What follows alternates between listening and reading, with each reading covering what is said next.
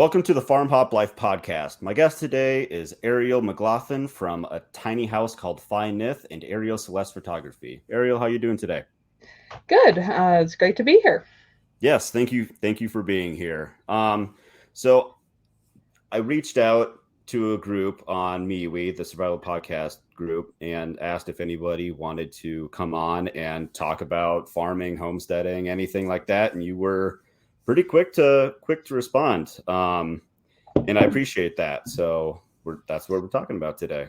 Your invitation just happened to show. I don't see by any means everything posted on there, but your invitation happened to show up in the feed right when I was scrolling through, so it worked out. Perfect. Yes. So I haven't. I'm a new fan of yours. I hadn't heard of Oh. you before. So when you messaged me, I was like, oh, okay, cool. And then I watched your little trailer on YouTube. I'm like, whoa, seriously? This is what she does? This is great. This is amazing.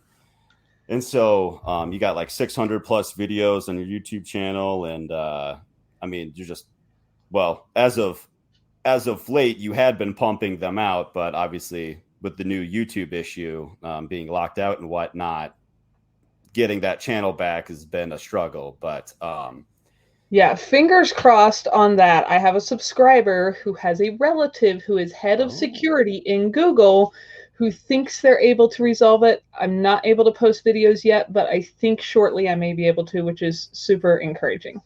But in good. the meantime, all my videos are also on Odyssey if anyone wants to see the most recent stuff that's not on YouTube in the last month while Google's had me locked out. Fingers crossed. Well, that gets figured out. So, what was your life like growing up before Nyth? Where did you grow up? Were you born in a tiny house? I mean, No. So I grew up in Pennsylvania. I live in Wyoming now. I'm sitting in my tiny house here in Wyoming speaking to you. I grew up in Pennsylvania in kind of Amish farm country. My family was not actually Amish. They were Brethren, which isn't Amish and isn't Mennonite, but is another plain group. And so my okay, family was fairly conservative. I was really fortunate to learn a lot of useful skills from my parents because growing up, we always had a big garden, always had some amount of livestock, prepared a lot of our own food from scratch, did a lot of canning, learned to sew my own clothes, which I actually hate sewing, but I'm glad it's something I could do if I had to. Just learned a lot of useful skills. And I was homeschooled the whole way through school. My parents homeschooled all of us. I have 6 younger siblings as well. And so I got lots of practice doing all the housework stuff. And I heard you just mentioning your wife wasn't feeling well. My mother got very, very ill with morning sickness 24 hours a day for pretty much all 9 months of every pregnancy. And so I, being the oldest, got to pick up a lot of the slack there when she wasn't feeling good. So that wasn't always sure. appreciated at the time, but it did result in me learning a lot of very practical and useful skills for which I'm really thankful. So that's where I grew up. I'd done, this get to be a long story, but I'd done a short road, well, it was most of a month, road trip around the mountain, well, the whole West with a friend when we were in our late teens. Neither of us had ever been anywhere west. We grew up on neighboring, she grew up on a big farm. My parents just had a little farmette. But anyway, I kind of fell in love with the West. I think I'd probably already done so before I even came out here. And a year or so later, I moved here. And so I've lived my whole adult life in a little bit in Idaho, but mostly in the state of Wyoming. Very cool. And that is how I got out here. That's awesome. So you said you lived in an Amish community, but you were more Mennonite. Is that what you said? Did I catch that correctly? My family was actually Brethren, so it's another very conservative group. And if you don't grow up in one of them, they all look the same. But Okay. my family did have vehicles; they weren't horse and buggy like a lot of Amish are. Right. But otherwise, we grew up, very conservative. And I don't know if you want to share some photos. I do have some photos of my childhood, but Oh yeah, sure. I caught your video, well, two. One when you had your family, like your brothers, come out? Yeah, so And I have a lot of siblings, like I said, and most of them are now married, and I've got a bunch of nieces and nephews as well, with another one on the way. So um, yeah, that I've got a fairly large family. Let's see if I can make this work. I haven't done a whole lot of screen shares, so there we go. Okay, so that was my parents. That's a baby me screaming my head off, and my grandparents. I have no recollection of this. Most photos are my own. Obviously, that is not one I took. I don't know who took that right, one. I do have a few other childhood photos. My parents did keep bees for a while, so I got to learn a little bit about that. that's That's cool. me in the suit there helping my dad in their That's little you standing portrait. there. That was me standing there. I'm the oldest, so I'm generally the tallest one in all these pictures. That's me and one of my sisters with our goats. We had milk goats for most of my childhood. Um, that was a TP lodge that we built. I was a big fan, and I'm feeding my stick horse there. I was a big fan of horses and I always wanted to be an Indian. My hair was just very stubbornly blonde to feel like a real Indian. Um, that was some of the turkeys we raised and a few more of my younger siblings. Some more goats and bottle feeding a couple steers the one year. It's me and some brother and a cousin weeding in the garden. Um, one year, this was really cool. If you have children of an age that can enjoy this, we grew these sunflower houses and planted the sunflowers in like a circle or a square and grew pole beans up them. And so they made kind of Oh, this wall. And that was just what we did with an empty extra corner of the garden one year. I thought it was super cool when I was a child. that Um, is cool. so that's some of my childhood pictures. I don't know if that fully answered your question about how I grew up or not, but Yeah, because so I watched you, like I saw, like I was saying, your, a couple of your brothers came out to visit. I watched that video, and then I saw it was like related, like my parents' garden and like their greenhouse, and so I watched that when I was like, whoa, this is interesting, like your background, and then I was reading comments, your people are like, no wonder you're so good at explaining things. Your dad's very thorough and precise, yeah. and there's a reason for everything that, um, you know, yeah, there's just a reason for everything. You got to do it like this, not this, because this way, this will fail you, or, I had a problem here, so I had to add this. And, you know, it was cool to see. And so like, it makes a lot of sense, how you grew up and like where you are now. So that was it. It was a cool back. It's cool to see those pictures. So thank you for sharing. Yeah, that's something probably not even most of my longtime subscribers have ever seen as many pictures of when I was a little kid. Sure. Yeah, it'll be a good treat for them. How often do you get back home to visit your parents? Do they come visit you? Um, they have been to Wyoming once in the 15 years I've lived here now. Like I said, I'm the oldest, so my baby brother is still at home. They were, you know, I'm the one that left. They were still actively doing things there, and now there's quite a few Gotcha. nieces and nephews, like I said. So um, I don't expect that visiting me is a real high priority when they've got lots of grandbabies to hang out with instead. But most of my siblings have gotten out here every year, every two. They like to, especially as some of those nieces and nephews get older, bring them to visit Wyoming. Some of my siblings now live actually in Seattle, so they went even further away, but the majority Oh, of my family is still in Pennsylvania. And I used to seem to get back there about every other year, usually kind of scheduled around somebody was getting married or something like that. Now it's been about 4 years since I've been there. Since we now have a homestead that has livestock here, it is a little bit harder to leave. And the East definitely. Coast has gotten a lot crazier, and I just can't say I really want to go there that much. So we do a lot of phone calls and stay in touch and email pictures back and forth and don't see each other that often in person.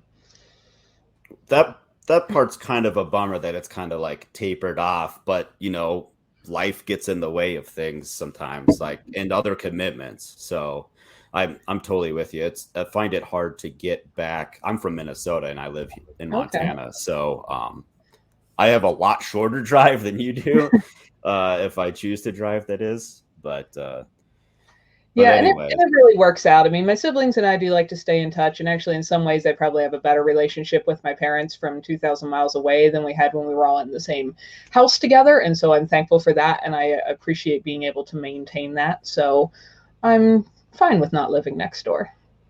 I've kind of found something similar. Yeah, you're little because you gotta keep the routine of talking to your parents, like, hey, what's been going on? Instead of just like just come over for dinner and just same old, same old. It's something's different because you're in a different spot. So, um, what are your what do your parents and your family think about like your lifestyle, the tiny home thing, composting toilets, and like as a content creator? I think that for the most part, they think most of the stuff about my general lifestyle, as far as that, is kind of neat. Um, we just grew up doing what a lot of people would have probably considered like prepping, but it wasn't really because of that. It was just because, if you raise your own food, if you whatever grow corn and freeze it, you have to freeze a year's worth because you're not going to have any more till it grows the next season. So Yeah, we always had a large, stockpile of things, and we're just well prepared for things generally to go wrong. So I think they think most of the stuff I'm doing is cool. My parents would disapprove of some of my other lifestyle choices, like clothing and having my hair cut and down and not covered. Obviously, I'm not as conservative dressing as they are, so there's definitely some things they would disapprove of with that. But I don't think any of it has to do with pooping in a bucket or living in a tiny house or living in the mountains. have you convinced them that pooping in a bucket is the better way to go? I don't know. I haven't asked them if they would consider that. They live in a more normal house that has flush toilets, so I don't know. You have to ask them and then record the phone call or video chat, and it'd be good content. They're fairly practical people, so I wouldn't hesitate to say that, yeah, if something froze up or backed up, or, well, my baby brother's now owns a septic company, so they probably wouldn't be stuck for very long. But like I said, they're Sure. pretty practical, so if there wasn't other options, I'm sure they would do that just fine. Um, I noticed that you don't do any ads in videos. Do you any of your videos directly or indirectly provide you income? Somewhat, yeah. Google has done, or through YouTube has done advertising on some of them, and they pay me a commission percentage of that. That is not something I control, and what ads they put on a video entirely depends on what Okay. it's not based on what they think about me. It's whatever Google knows about you, the viewer, and what you may be interested in and what might be worthwhile advertising to you. So that's not something I really have any control over, but they do put ads on there. I've never decided to work with anybody like a specific sponsorship or affiliate or thing. Well, I guess I am an Amazon affiliate because mostly just because it saved me time, because so many people would ask me repeatedly the same questions: where do you get that? Right. Where is that thing you're using? And so being able to just set up and organize, here's all those things, you can find them easily instead of having to re-find the link every time somebody asked me, was handy. So Amazon pays me a little commission, if somebody buys something through that. So that's nice. But yeah, That I've never makes sense. never worked to set up anything that's it's probably a good way to go to contact companies and say, hey, I like your product, I would like to recommend your product I mean, I still recommend products to people if they're ones I like. I've just never bothered setting up a relationship with their manufacturers that pays me to Sure. do so. When did off-grid living become something that you were interested in? Um, there's probably two answers for that. I ended up off grid in this tiny house because when I moved in here, I had the opportunity to park in a pretty spectacular location that was a little clearing tucked in the trees where I lived for the first 7.5 years that I lived in this house. I've since gotten married and moved, and we're on our own property, and we're in a different place tucked into the mountains. But that spectacular parking spot, because if somebody's not familiar, I do live in a tiny house that's on wheels. You can hitch it up to any big 1-ton pickup and tow it down the road. So this house is movable, which is, I guess, not a normal way people talk about their dwellings. Yeah, I lived here and then I just moved my house. But it was a really cool spot, and there just being on grid, there was no option at all. The closest grid power and stuff was a half mile away. It would have been a multi-million-dollar power run, to get anything there. So I went off grid specifically because of that situation. As far as being attracted to it, I've probably always liked being more independent and self-sufficient. And so all of those things have probably been somewhat attractive to me for most of my life. But before I moved into the tiny house, I was living in a very normal, to most people, townhouse that a roommate and I shared, and we had, grid power and city water and sewer and all of that stuff. So what I'm gathering is that you weren't necessarily seeking out the off-grid living. It just kind of like, oh, I have an opportunity to move, like, one, live in a tiny house, two, move it over here where there is no power, so I have to make this work if this is what I want. Is that right? Yeah, but I also do I do value the independence and freedom. And there's, it's nice when it's like, oh, there's a storm and everyone else has power out. It's like, well, I Right. have the same limited power at my house that I always have from my little tiny solar setup. And so that's kind of nice. And I do really value that independence. The new property my husband and I bought together actually had power run, just to a pole right inside the lane. So we may in the future end up with power. The house on wheels here is still, only using the same little solar setup and generator that it's been using for my whole life in here currently. But what I do know for sure is I don't ever want to be in a position where I can't do the things important to life if the grid goes down. I guess I've lived this way too long. I'm probably never going to be okay again with knowing that I couldn't heat my house or cook my food or take care Right. of basic sanitation or water or things like that without power. So we might eventually have some more, which is handy when you have it. But for sure, all those, essential to life things, we're always going to have one or two or four options of how to do them without as well. Definitely. It almost seems to me like, so normal people, it's okay that you're not normal. Oh, Normal people yeah. are normal people are too comfortable being reliant on the grid, where it almost seems to me like you're uncomfortable being reliant on the grid. Is that like, so you Yeah, find I'm more comfortable comfort in using being it for, self-sufficient? yeah, for luxury and extra comforts. But when they go away, I still want to be warm. I mean, you live in a cold, snowy place too, but I mean, it's been snowing all day. It's normally winter here for like 8 months a year. I don't want to ever be in a position where I could freeze to death because the power's out. My only source of heat is electric, or where I can't make hot food because my only way to cook is electric, or where I can't get Right. drinking water because the only way to get it to me is involves something electrical, and so on. I'm kind of stuck where I'm at because electricity here is so stinking cheap that it's like everything in my house is electric. Yeah, yeah, I live in a basic house. I'm not cool like you, but No, that's, um and it's, electricity is actually really cheap here too. And people are like, oh, you're off grid setup. Well, that's, makes financial sense. It's like, no, no, financially, for what I spent on having a little solar setup, I could have bought power for the next 50 years here in Wyoming and still not broke even. And all of those computers wow. will be gone, worn out long before then. But it does give you a certain amount of independence and location choices that are not otherwise options, and so that does have some value. I was watching your video on like the was $90,000 too much for a tiny house video, like the finances Yeah. broken down and everything. And you mentioned that the area that you lived near, like houses were just going for like or millions or something like that. Can I ask where abouts you were that at the time? Because this is 7.5, 8 years ago now that you had moved from there. Where was that?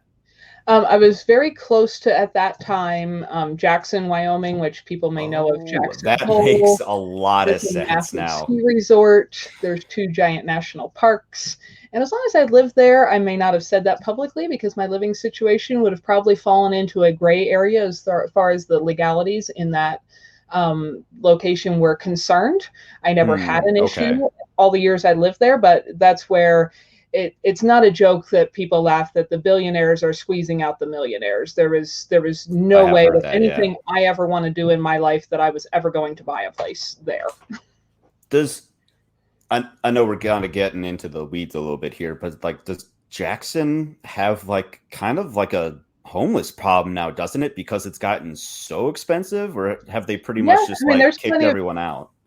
Well, a lot of that. A lot of people commute from close to 100 miles away if they're actually working people there. Whoa. Um, and that can be sketchy because like today, due to the weather, every single road in and out is currently closed unless they got some reopened because avalanches block them and so on.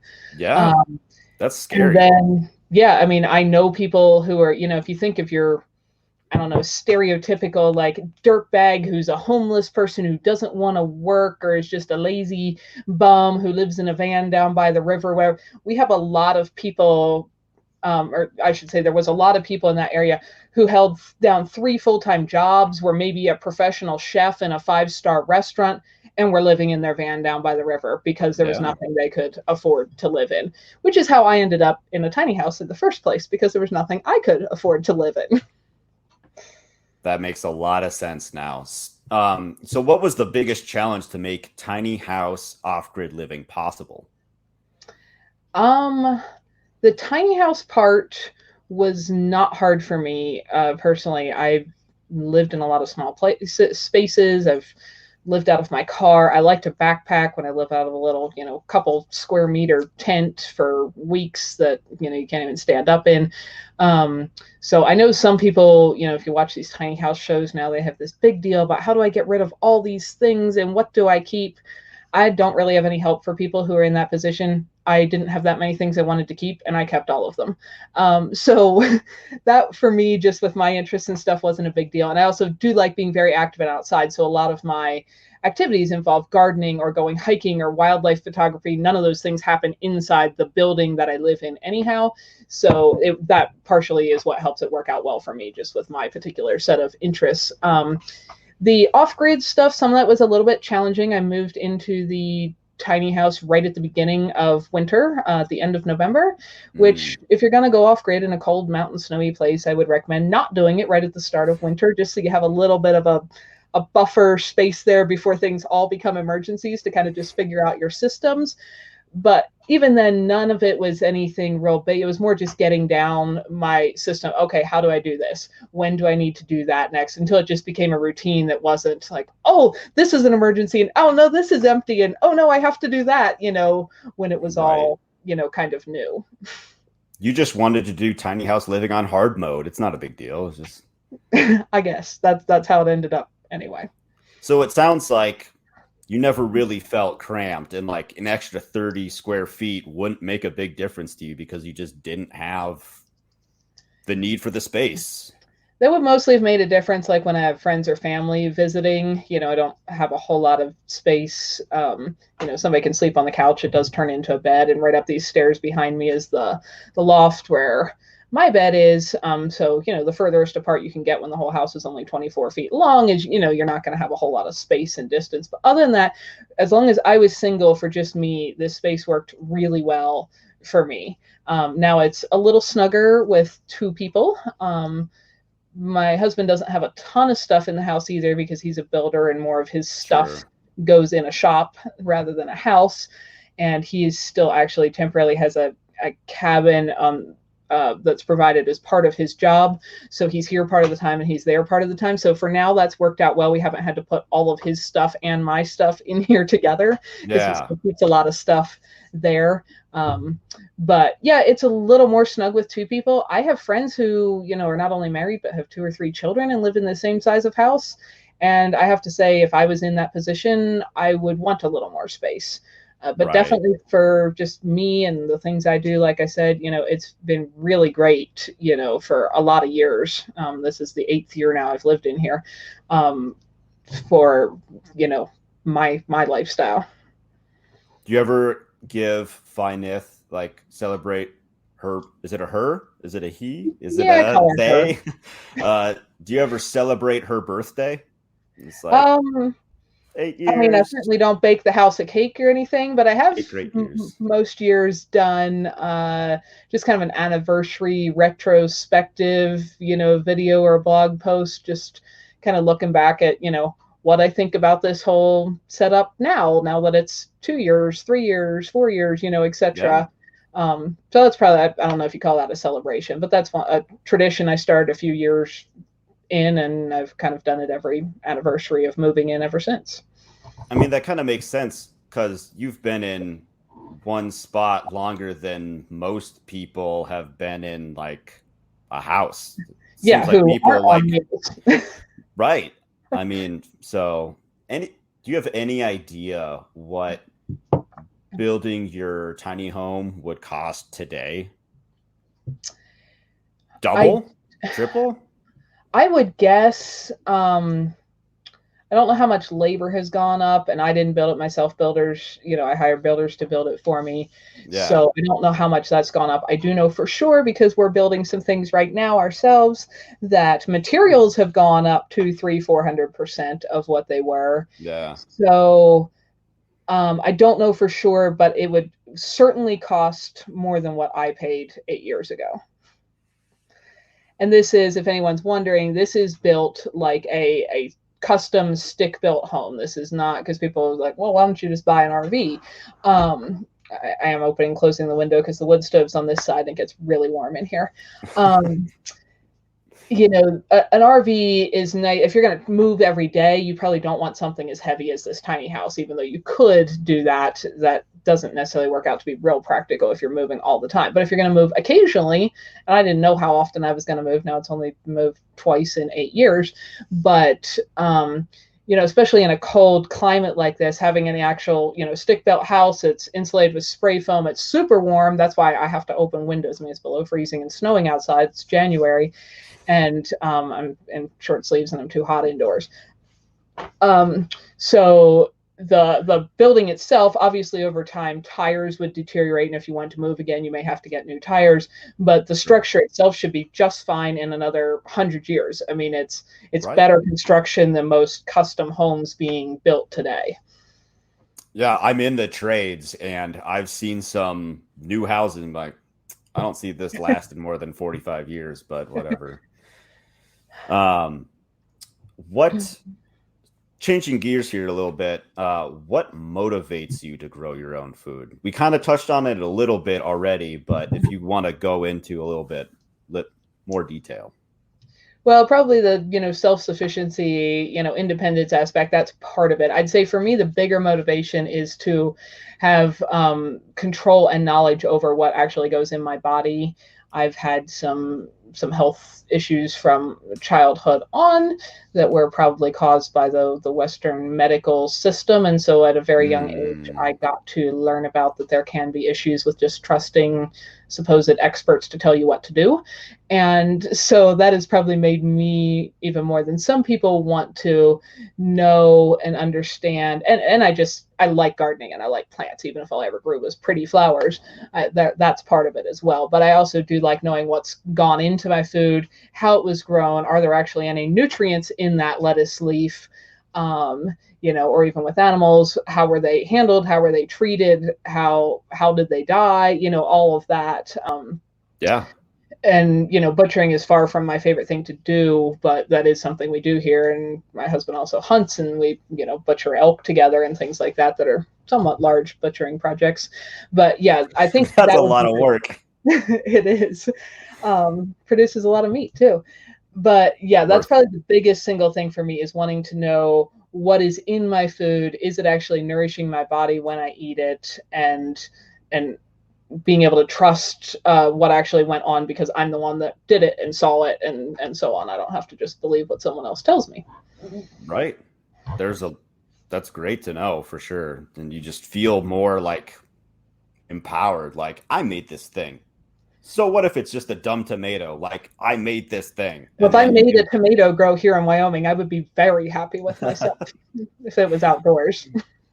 we'll just have your husband build a little like attached greenhouse onto your tiny home. It'll be Well, just an attached house. greenhouse onto the little house we're planning to build is definitely part of the plans. I'm gonna For get sure. there. We're working down the line. We're gonna get there. What are some foods that you can every year? Well, since we were just speaking of tomatoes, for sure I can tomatoes every year, and no, they're not ones I grow here because this climate does not permit growing tomatoes outdoors without a heated greenhouse. But there are some local people who drive to Utah and bring up produce from semi-local farms, and I do can a lot of tomato products every year that we use through the whole a year. I always call it spaghetti sauce, but we use it as spaghetti sauce and tomato soup and pizza sauce and anything else you want a tomato based sauce for.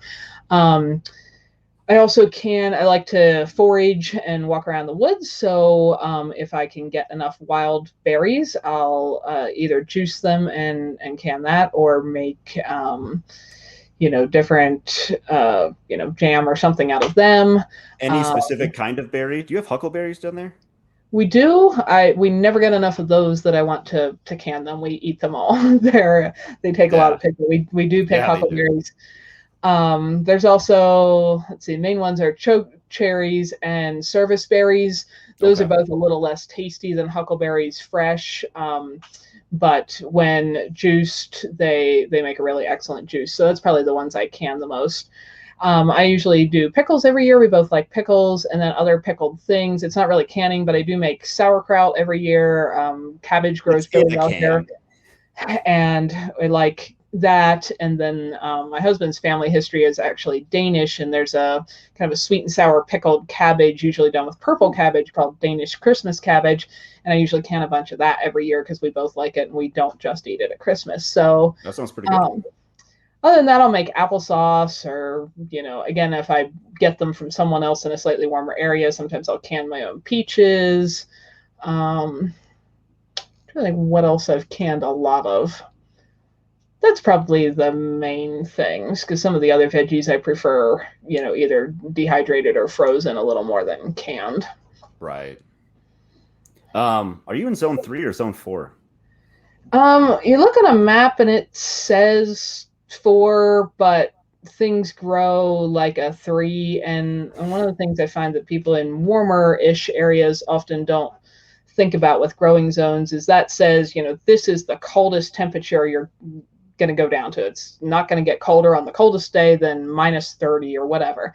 But I'll have people comment on things I share, and they'll be like, but I live in a zone 3 and I grow tomatoes just fine. It's like, so zone is only part of it. That's saying what the coldest day is. That doesn't tell you if your area spent one day at -30 or 4 months at -30, and Right. so combined with the coldest temperatures, I also have a very long winter, a very short growing season. And the other thing a growing zone doesn't tell you at all is how warm is your summer. I get frosts and freezes all through the summer here. So I have an entire frost cover set up where I can roll frost cloth on and off of every single garden bed. It still takes a Wow. little time, but I've got it set up where it's fairly efficient, because if I could not cover even what I grow in the summer here is what most people would consider a winter garden in most climates. Even the cold hardy stuff that can take freezes is not going to make it to being very productive if I cannot cover it on the coldest summer nights. So that's a lengthy answer to what growing zone am I in. A really cold No, one. that's good. That's good to know. Yeah, it's really not that simple. It's just like, oh yeah, like what you were saying. I'm in zone 3 and I can whatever. I do Yeah. backflips over my peaches or whatever they grow, and Yeah, they're but you zone may 3. have Yeah. more useful for me actually is the first and last frost dates, the growing days you have in between there. Like where my parents live in kind of south central Pennsylvania, I think they have like 160 something days on an average year between the first and last frost. Oh wow. When you enter my location into a calculator, it says you don't have first and last frost dates. You don't have growing days, which is pretty much true. That's funny. I guess I didn't think about like I mean, it can get dang hot down in Wyoming, especially like, Tetonish area. That's really more where I spent my time, but I didn't think that you have the risk of frost throughout the summer. Like I just haven't spent extended time It's there. more So rare, but there was one year where a foot of snow canceled the 4th of July fireworks. I mean, we can get winter weather at any time of the year. So there's no like, oh, now the frost risk is all past, and so I can count on this thing growing for however many weeks or months without freezing. that's crazy. So with your climate, that Mm-hmm. is kind of maybe a zone 3. Uh, how did you pick your chicken and duck breeds? So I went looking for obviously breeds that are known to be somewhat cold hardy and um, and somewhat independent. And I just start out with just searching for cold hardiest chicken breed and stuff, and reading different people's lists of these are the 5 top cold hardy ones, or this is the one we have and why we like them. What I ended up settling on was our chickens are all Icelandic chickens. Iceland, as you can probably guess from the name alone, is a pretty cold place, and apparently their history is they were brought there by Vikings like 1,000 years ago, and they are more of a land race breed. Nobody was trying to breed an Icelandic chicken. They just had no genetic influence with any Hmm. other chickens anywhere else on the planet for about 1,000 years. And now they've started to die out as some of the more modern breeds have become popular. So they're, I always forget what the word is, threatened or something. They're not called endangered species when they're domestic breeds, Right. but that equivalent of domestic livestock. There's not a lot of them left in the world. There are some in Iceland, like a few thousand, and a few thousand in the States, mostly Hmm. with people who are actively working to preserve the breed, which is another aspect about them that I think is neat. I like heritage breeds and keeping them alive in modern times. But the main reason that I chose them is they are very cold hardy. They tend to lay very well through cold, dark winters. That's what I had read, and that has so far been our experience. Our hens have all been laying pretty well, and obviously we just went through the shortest period of the year. And they don't have any artificial light. I was pretty sure nobody in Iceland was turning on LED, lamps in their chicken coops for the last 1,000 years. So I figured that is not any, at this point, what they're used to. They're excellent foragers. They're a little smaller chicken than a lot of, more popular egg or meat breeds, but they, in the summer, even though I offered them, supplemental feed, they really didn't eat it. They just ate bugs and everything else they could find. And even in the winter, they don't eat that much. And we did butcher some extra roosters. They make a small carcass, like a 3-pound carcass. They're not going to be like if you raise Cornish crosses or something, but they're tasty little birds, and So I've been so far happy with that choice. But that's basically I was looking for something cold hardy. I like the idea of helping preserve endangered heritage breeds, and I like critters that are mostly self-sufficient, and that still have the more natural traits of wanting to find their own food, wanting to mother their own chicks, and some of those things that have been kind of lost with some of the strains that have been selected for heavy meat production or heavy egg production without paying any attention to any of those other like normal chicken life things. Right.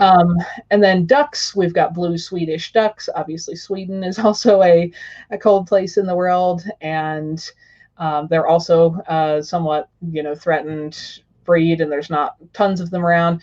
They were also known to be very cold hardy, very tough, very independent, and they look pretty. And so that's the ducks we've got. Nice. It probably makes a big difference, especially where you are. I mean, I'm in like zone 5 here, and Oh, that's like last the tropics. I wish last weekend it was we had been in about the 20s or so, and then we had a couple overnight temps of like -9. I mean, just dropped. And I'm out in the chicken coop with my son, and I'm like, man, why did the chicken's feet look weird? Like I've never seen them look like that. I had to look it up. They got mild frostbite because it Mm. just dropped. They I don't know if it probably is the breed, but also the temperature, just there was no gradual drop. It's just straight up dropped to -9.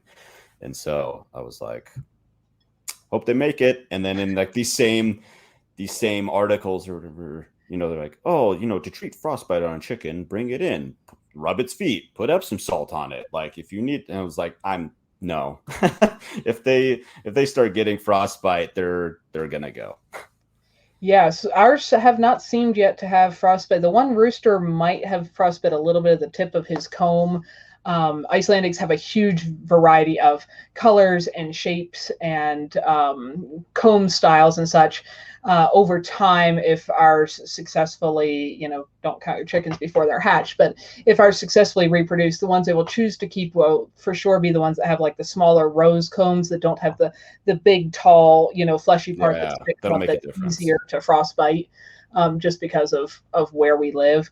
But they have a nice little barn they can go into. It's not heated or anything, but it is very much dry. They can be dry and out of the wind. And so far, they've seemed to be fine with that.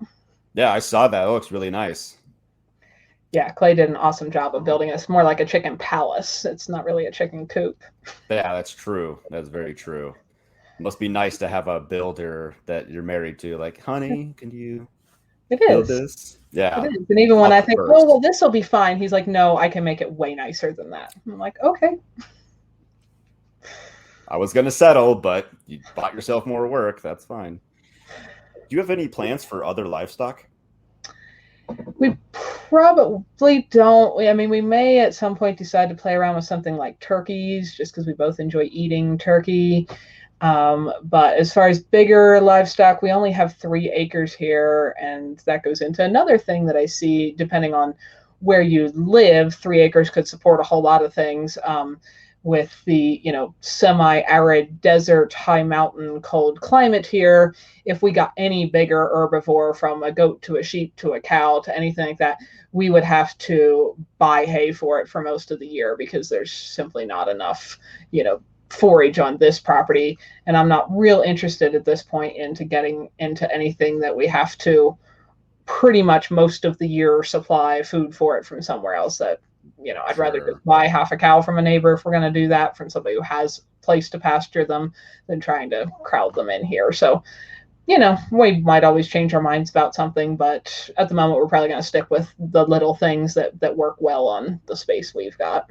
I thought that might be the case. Seeing cows, 25 yards behind you in some of your Yeah, we are videos. surrounded by cattle pastures, so there are lots of Yeah. beef cows here, but they're not ours. Yeah, I'm only on like 2 acres, so I know what you mean. Like, and I'm overlooking a generational, grass pastured, like Nice. Black Angus ranch or whatever. So, yeah, I can literally see what I'm gonna eat, next year, grow up. I'm like, you look good. Perfect. Yeah. So I assume that you're in the same boat, whether it be cattle or goats or sheep or whatever it is that tickles your fancy, I guess.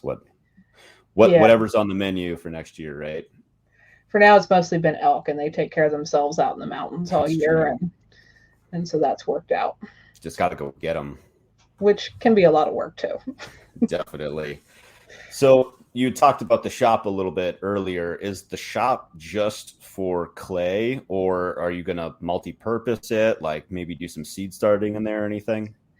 Probably not seed starting. It was not constructed with a lot of windows. It is primarily for him and all of his tools and such for his business and so on. Now, if he was sitting beside me, he'd say, "You have a lot of stuff in there too." That's true. It's currently also doubling as our extra pantry storage. Nice. And some of that stuff. But as I mentioned, we hope to eventually at some point build a small house attached to the ground. We're thinking of going really huge. Like this place is about 160 square feet, like a 500 or 600 square foot house. And hopefully with that will come a attached greenhouse. That would be where I'd hope to grow some, fresh greens through the winter and do seed starting for the outdoor garden in the summer. That's And cool. hopefully a root cellar to make it a little easier to store some of those root crops a little longer before they start going bad and such. But right now, some of that stuff is just stacked in the corner of the shop. But the primary intention of the shop is to, keep some tools, and I keep gardening tools and stuff in there as well. But, keep tools and mostly to have a workspace for him. So I did hear correctly that you might actually build a house that's not on wheels. That's the idea. If somebody comes back next week and asks why didn't it happen yet, I'm not sure when this is going to start. He's still working on finishing out kind of the inside of the shop to have workbenches and all the stuff to make that easy to work from. The general thought is that maybe that will be all done by spring, and that maybe when the ground thaws again, we could start on a little house foundation. Wow. That's going to be dependent on work schedules and budgets and materials price increases and all of that. But the hope would be that at some point with two of us, it would be nice to have a little more space than this place. And so to build a small house here on our property. So then what's going to Somewhere happen to down the find road. Nyth? She's probably going to stay right here, and she's either going to turn into the guest house so that I can actually have a guest spot for friends and family when they come over. Or we've also talked about, down the road, maybe even doing a little Airbnb for some extra income. But That was my first thought. that's all somewhere in the future theoretical plans for right now. Yeah. Yeah, that'd be cool. So we talked a little bit about your YouTube situation. What's with the flip phone? Yeah, I have somewhere. It's funny. I've had this now long enough that like my nieces and nephews come over and they think my phone is the coolest thing because they've never seen one in their life, which is funny to me. I use a phone for talking. Before smartphones were invented, I already had dedicated big cameras because photography is something I've been interested in for a long time. So I have several big, DSLRs, and I already had a laptop. And with most of the photo and video editing stuff, doing it through a phone size screen and power just never made sense. So since I already had all those things before smartphones became a thing, and I'm not a big fan of carrying around tracking spy devices with me all the time, I use my phone for talking. And so a flip phone does that very inexpensively and works out good for me, because I use a computer, laptop when I want to do other things that I realize a lot of people do from smartphones. And, that can certainly be practical if you don't already have that. I just already had so much other big dedicated equipment to other things that trying to run it through a phone just didn't really make sense to me. That's a good answer. Believe me, I'm definitely conflicted having a smartphone. Like, it's so convenient, but I hate the privacy issues. It's funny, over the years, like when they first became a thing, people would be like, why do you still have a dumb old phone? And now when people see it, I get more of that, oh, well, I don't think I could do it, but that would be so cool if I could go back to a flip phone. So it's just been amusing to me to watch that change through time. Yeah. Yeah.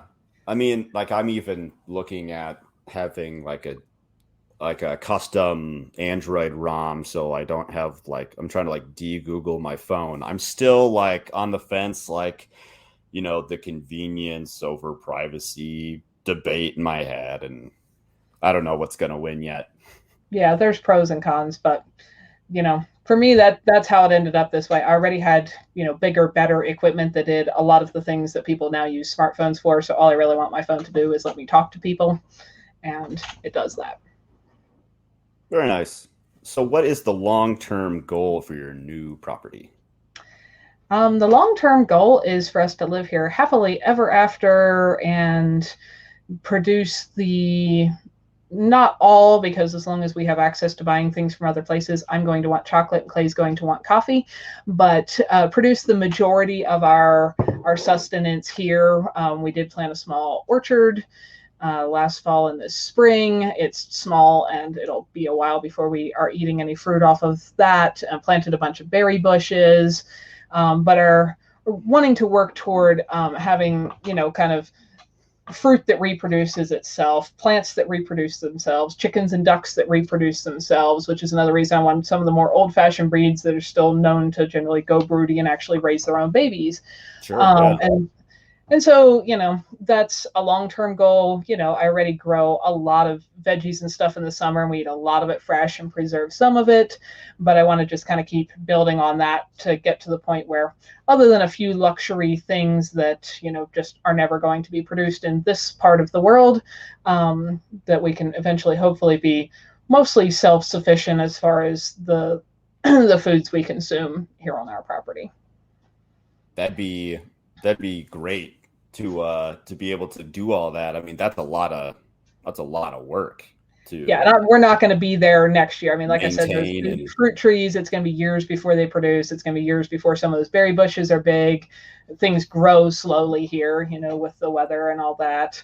But the garden's already productive. We're getting tons of chicken eggs right now. We have a freezer full of chicken that grow up here and run around the yard. So we're working toward that. Hopefully every year it'll be a little more. I wanted to get bees. That was on the to-do list for this year, but with moving and everything else, somehow I ran out of summer and hours in a day. So that didn't happen yet, but our own honey production is also on the eventual to-do list, and just all that kind of stuff. that'd be really cool. So I guess maybe that would be a livestock thing we're considering. They're smaller than chickens, not a That's bigger true. That's true. That's kind of like a cheap, like an easy thing to. They're not easy to keep or whatever, but that does relate to the livestock question, I suppose. Yeah. But hey, is there anything else that you wanted to talk about or wrap up on, or? Um, I don't know. I just encourage anybody watching this, if you have similar interests, not that anybody else is going to like all exactly the things I like doing in life, but over the years of sharing my ups and downs and experiences and stuff with people, I have got a lot of people that make me a little bit sad, because they'll eventually comment something like, I'm 80 now and I wish I had done what you're doing. And, and I didn't know it was an option, or I didn't know I could, or I just, I did all the things I was supposed to do, and now I'm old and I can't do the things I want to do. And so what I would encourage people to do is, whatever the things are, if you picture yourself on your deathbed, what are you going to wish you had done in your life?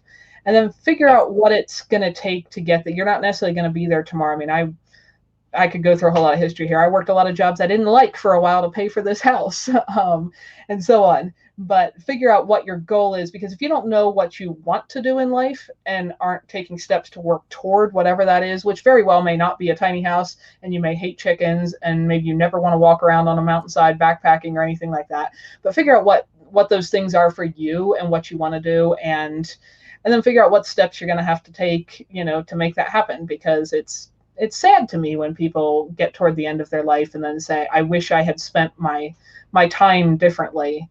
And, time is all something that we never get back, and we never know how much we're going to have. But that's something I wish for people to be able to work toward, spending more of their time doing more of what they want, which sometimes requires intentionally thinking about, what do you want and how are you going to make that happen? That was really well said. That brings up a really, like, I'm kind of watching your videos like out of order. So what is it that you do for work these days? A variety of things. I clean houses for a couple people. That's kind of the most consistent year-round thing. Does that pay And pretty well? what's that? Does that pay pretty well? It can actually. I happen to clean for some fairly Nice. wealthy people who are willing to pay pretty well to have the same person always in their house. They're Sure. the kind of families that Yeah. don't necessarily want a cleaning service who's going to send a stranger, that they don't know. They do place a value on their privacy and such. So I have a better paid cleaning job than some for sure, which has Good been for you. nice. That's awesome. Um, and then odds and ends of stuff. I mean, in the summer, sometimes I'll help somebody with their ranch work, or painting a building, or lawn maintenance, or, mowing and weed whacking. In the winter, I'll end up doing a lot of snow shoveling for people. And so everything else is just kind of odds and ends and a variety of things, which I actually enjoy, because I would not be a good person to sit in an office building doing the same thing day after day. I would just get incredibly bored with that. So I like the variety. And over the years, once I had paid off my house, that kind of gave me the financial freedom to spend less time doing jobs I didn't like, because I Yeah. have a lifestyle that still requires an income, but less than some, because I choose to enjoy things that are not generally expensive. Once you have a pair of decent shoes, you can walk around the mountains for a lot of miles without it costing anything extra. Or, you buy a few seeds and you can spend a lot of hours in a garden without it costing more money, and so on. So that's worked out, okay. And it also means that bigger projects like wanting to build a house go slowly, but there's trade-offs to whatever you choose in life. That's very true. Well, it's cool that you can make that all work out for you. So, I was going to ask a follow-up question, but I couldn't make it sound right. But so we're gonna skip that. So hey, is there anything that you wanna plug before we sign off here?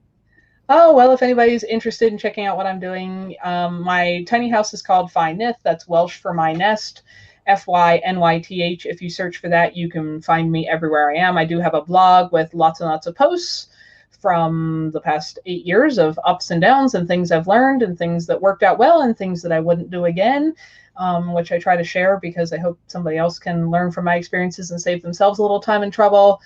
There's a video channel on both YouTube and Odyssey where, I think there's 650 something videos with lots of ups and downs. And then some of that is also just photography. I enjoy the wildlife I'm surrounded by living here in the mountains. We have, mountain lions, bears, moose, elk, bison, wolves, all kinds of cool creatures. And so some of them are simply wildlife videos, which are not my most popular, but they're one of my favorites. But you can find me there on MeWe, Float. I'm not really on any of the big legacy social media sites. I left, Facebook and such quite a while ago. But if you just search for Nyth, you'll find me everywhere that I am, pretty much. Very cool. Well, this has been a great interview, and I appreciate you taking the time to be with me today. So, thank you. Well, thanks for setting this up. And since you're, kind of a neighbor, closer than a lot of people, if you ever get to Wyoming, give me a shout and come over for a visit. I'd love to. I'll bring the whole family. So Go for we'll it. get some work done. Get something done there. So help you out.